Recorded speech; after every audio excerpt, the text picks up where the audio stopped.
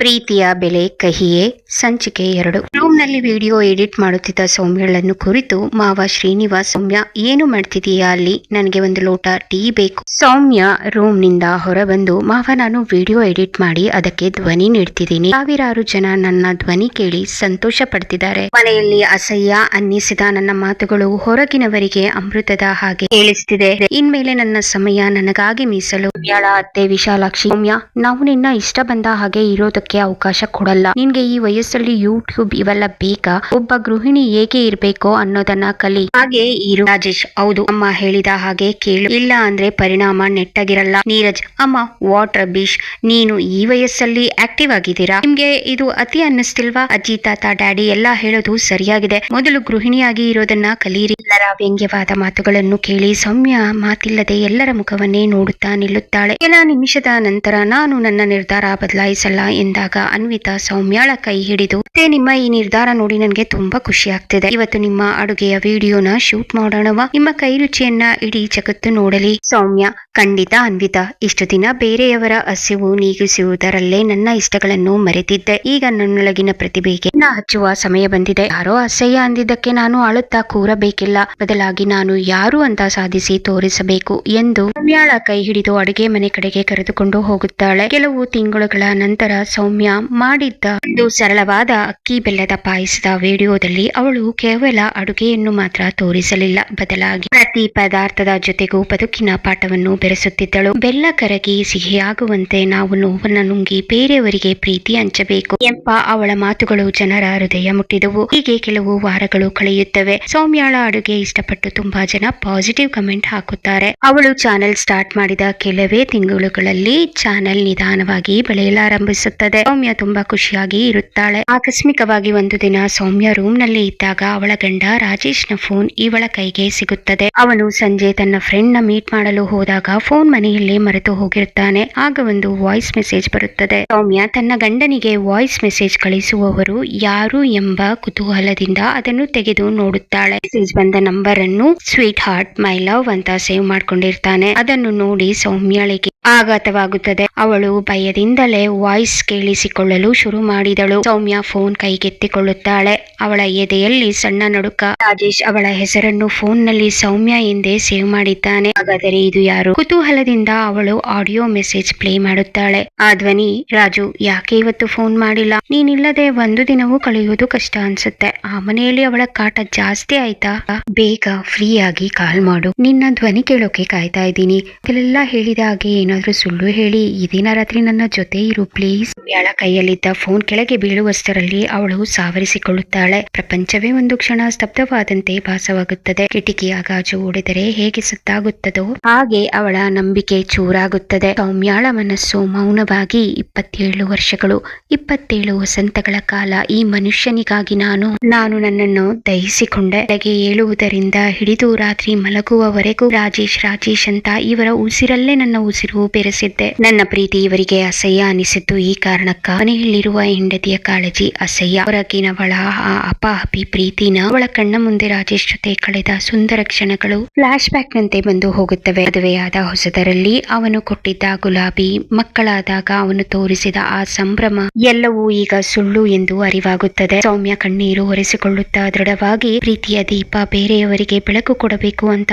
ಅನ್ವಿತಾ ಹೇಳಿದ್ದಳು. ಆದರೆ ಆ ದೀಪದ ಬೆಳಕಲ್ಲಿ ಬೇರೆಯವರು ತಮ್ಮ ಜೀವನ ಬೆಳಗಿಸಿಕೊಳ್ಳುತ್ತಿದ್ದಾರೆಂದು ನನಗೆ ಗೊತ್ತಿರಲಿಲ್ಲ. ಇಷ್ಟು ವರ್ಷ ನಾನು ಕಟ್ಟಿದ ಈ ಸಂಸಾರ ಒಂದು ಬಣ್ಣದ ಅರಮನೆ ಅಷ್ಟೇನಾ? ನನಗಾಗಿ ಅಲ್ಲದಿದ್ದರೂ ನನ್ನ ಆತ್ಮ ಗೌರವಕ್ಕಾಗಿ ನಾನು ಈಗ ಎದ್ದು ನಿಲ್ಲಲೇಬೇಕು. ರಾಜೇಶ್ ಮನೆಗೆ ಬಂದವನು ಫೋನ್ ಹುಡುಕುತ್ತಾ, ಸೌಮ್ಯ ನನ್ನ ಫೋನ್ ಇಲ್ಲೇ ಇಟ್ಟಿದ್ದೆ ನೋಡಿದ್ಯಾ? ಸೌಮ್ಯ ಫೋನ್ ಅನ್ನು ಟೇಬಲ್ ಮೇಲೆ ಇಟ್ಟು ಅವನ ಕಣ್ಣಲ್ಲಿ ಕಣ್ಣಿಟ್ಟು ನೋಡುತ್ತಾ, ಹೌದು ರಾಜೇಶ್, ಇಲ್ಲೇ ಇತ್ತು. ಫೋನ್ ಮಾತ್ರವಲ್ಲ, ನಿಮ್ಮ ಮುಖವಾಡ ಕೂಡ ಇಲ್ಲೇ ಬಿದ್ದಿದೆ. ಪ್ಲೇ ಮಾಡಿ ನೋಡಿ. ನಿಮ್ಮ ಸ್ವೀಟ್ ಹಾರ್ಟ್ ಲವ್ ಮೆಸೇಜ್ ಕಳಿಸಿದ್ದಾಳೆ. ರಾಜೇಶ್ ಬೆವರುತ್ತಾ, ಅದು ಸೌಮ್ಯ ಆಫೀಸ್ ವಿಷಯ, ನೀನು ತಪ್ಪಾಗಿ ತಿಳ್ಕೊಂಡಿದೀಯಾ? ಸೌಮ್ಯ ಧ್ವನಿ ಏರಿಸದೆ ಆದರೆ ದೃಢವಾಗಿ, ತಪ್ಪಾಗಿ ತಿಳ್ಕೊಂಡಿದ್ದು ಇವತ್ತಲ್ಲ ರಾಜೇಶ್, ಕಳೆದ 27 ವರ್ಷಗಳಿಂದ ನಿಮ್ಮ ಪ್ರತಿಯೊಂದು ಸುಳ್ಳನ್ನು ನಿಜವಂತೂ ನಂಬಿದ್ದೆ ದೊಡ್ಡ ತಪ್ಪು. ಇನ್ನು ಮುಂದೆ ನಿಮ್ಮ ಮಾತುಗಳಿಗೆ ಬೆಲೆ ಇಲ್ಲ. ನನ್ನ ಪ್ರೀತಿ ನಿಮ್ಗೆ ಅಸಹ್ಯವಾಗಿತ್ತು ಅಲ್ವಾ? ಈಗ ಸೌಮ್ಯಾಳ ನಿರ್ಲಿಪ್ತತೆ ಮತ್ತು ದೂರ ನಿಮ್ಗೆ ಪಾಠ ಕಲಿಸುತ್ತದೆ. ಸೌಮ್ಯ ಗಂಡನ ಮುಂದೆ ನಿಂತು ಧ್ವನಿಯಲ್ಲಿ ನಡುಕವಿದ್ದರೂ ಕಣ್ಣಲ್ಲಿ ಕಿಚ್ಚಿದೆ. ಇಷ್ಟು ದಿನ ನಿಮ್ಮ ಆರೋಗ್ಯ, ನಿಮ್ಮ ಊಟ, ನಿಮ್ಮ ಮಾತ್ರೆ ಅಂತ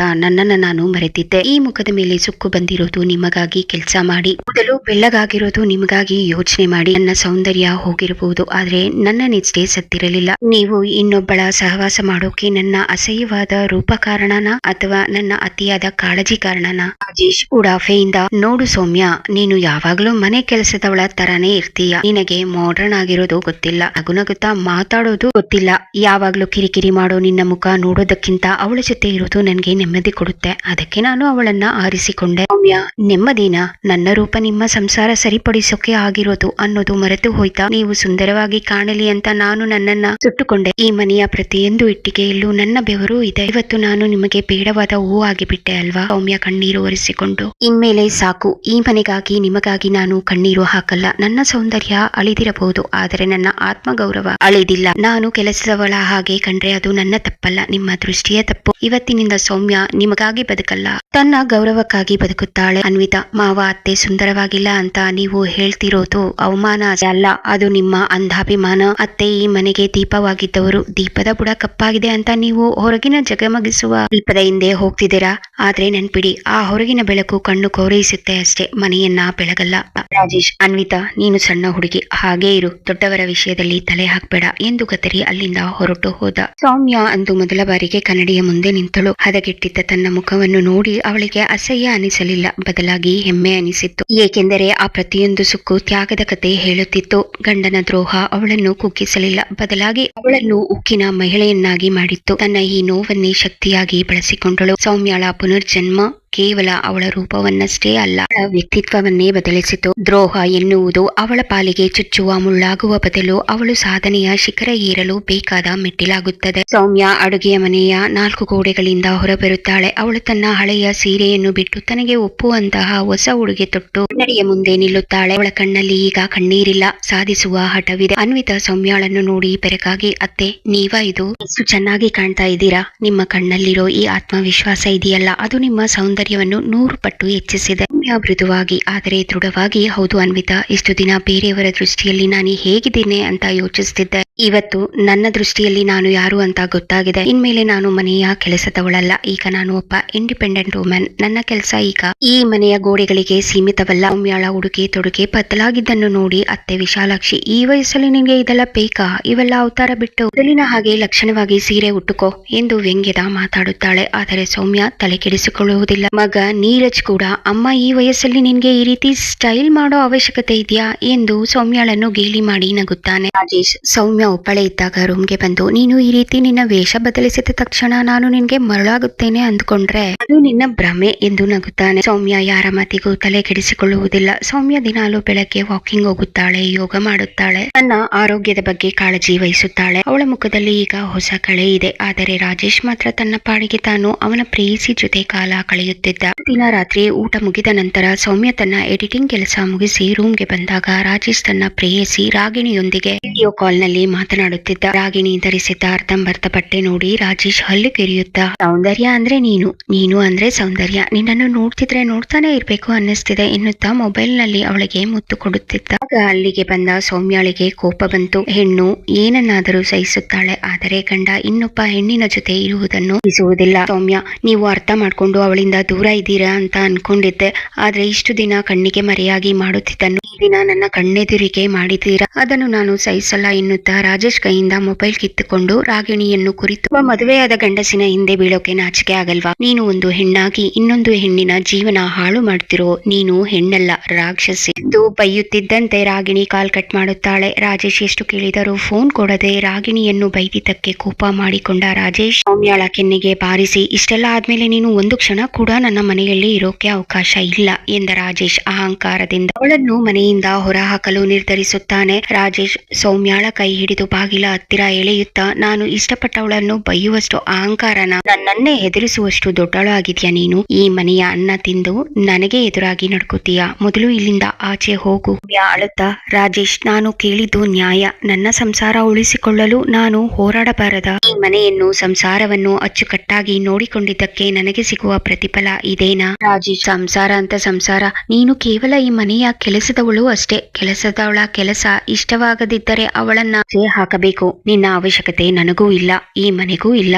ನೀರಜ್ ಹೆದರಿಕೊಂಡು ಅಮ್ಮ ಅಪ್ಪನ ಹತ್ತಿರ ಕ್ಷಮೆ ಕೇಳಿಬಿಡು. ಅವರು ಕೋಪದಲ್ಲಿದ್ದಾರೆ. ನೀನು ಮಾಡಿದ್ದು ತಪ್ಪಾಯ್ತು ಅಂತ ಕ್ಷಮೆ ಕೇಳು. ಅವರು ನಿನ್ನನ್ನು ಕ್ಷಮಿಸುತ್ತಾರೆ. ಸೌಮ್ಯ, ನೀರಜ್, ತಪ್ಪು ನಿನ್ನ ಅಪ್ಪನದ್ದು. ನಾನ್ಯಾಕೆ ಕ್ಷಮೆ ಕೇಳಬೇಕು? ನಿನಗೆ ನಮ್ಮಿಬ್ಬರ ಮಧ್ಯೆ ಇರೋ ಸಮಸ್ಯೆ ಏನು ಅಂತ ಗೊತ್ತಿಲ್ಲ. ನಿನಗೆ ಬೇಡ. ಆದರೆ ನಿನಗೆ ಈ ತಾಯಿಯ ನೋವಿಗಿಂತ ನಿನಗೆ ಅಪ್ಪನ ಹಣವೇ ದೊಡ್ಡದಾಯಿತ ಮಗನೇ. ನನ್ನ ಮಗನೇ, ನನ್ನನ್ನು ಬೆಂಬಲಿಸದ ಮೇಲೆ ನಾನಿಲ್ಲಿದ್ದು ಏನು ಮಾಡಲಿ? ರಾಜೇಶ್ ಸಿಟ್ಟಿನಿಂದ ಅಬ್ಬರಿಸುತ್ತಾ, ನೋಡು ಸೌಮ್ಯ, ನನ್ಗೆ ನಾಟಕ ಆಡಿ ಅಭ್ಯಾಸವಿಲ್ಲ. ಈ ಕ್ಷಣ ನೀನು ನನ್ನ ಕಾಲಿಗೆ ಬಿದ್ದು ಕ್ಷಮೆ ಕೇಳಬೇಕು. ಇಲ್ಲವೇ ಈ ಮನೆಯಿಂದ ಹೊರಬೀಳಬೇಕು. ಅಪ್ಪ ಅಮ್ಮ, ನೀರಜ್, ಕೇಳಿಸಿಕೊಳ್ಳಿ. ಇವಳು ಕ್ಷಮೆ ಕೇಳದಿದ್ದರೆ ನಾನೇ ಈ ಮನೆ ಬಿಟ್ಟು ಹೋಗುತ್ತೇನೆ. ಆದರೆ ನೆನಪಿಡಿ, ನಾನು ಹೋದರೆ ಈ ಮನೆಯ ಖರ್ಚು, ನಿಮ್ಮ ಐಷಾರಾಮಿ ಜೀವನ, ನೀರಜ್ ನಿನ್ನ ವಿದೇಶದ ಓದು ಎಲ್ಲವೂ ಈ ಕ್ಷಣವೇ ನಿಂತು ಹೋಗುತ್ತದೆ. ದಾರ ನಿಮಗೆ ಬಿಟ್ಟಿದ್ದು. ಸೌಮ್ಯಾಳಂತಹ ನಿಷ್ಕಲ್ಮಶ ಮನಸ್ಸಿನ ಹೆಣ್ಣಿಗೆ ಇದು ಅತಿ ದೊಡ್ಡ ಬೆನ್ನಿನ ಇರಿತ. ತನ್ನ ಇಡೀ ಜೀವನವನ್ನು ತೆಗೆದು ಸೌಂದರ್ಯ, ತನ್ನ ಆಸೆಗಳನ್ನೆಲ್ಲ ಮರೆತು ಸಂಸಾರಕ್ಕಾಗಿ ದುಡಿದವಳಿಗೆ ಗಂಡನ ಈ ನಡವಳಿಕೆ ಆಘಾತ ನೀಡಿತ್ತು. ಏನು,